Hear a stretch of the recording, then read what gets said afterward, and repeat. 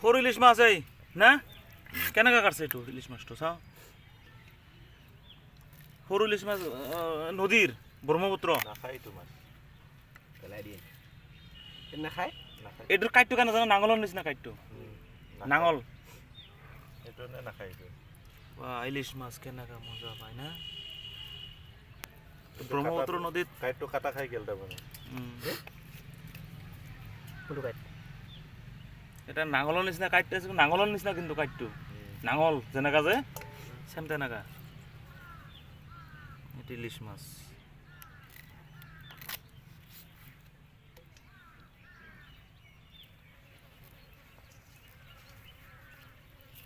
মজা লাগে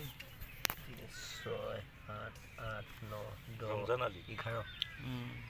আৰু পিছ হ'ব লাগিছিল 12 হ'ব লাগিছিলে 2 পিছকে কৰিলে হ'বই মোক এক পিছ দিলেও গোটেই ইলিশ মাছ আৰু ৰাতি চাৰৰ মাংস থৈ দিছিলোঁ আছে সেইখিনি আছে খালি মাংসখিনি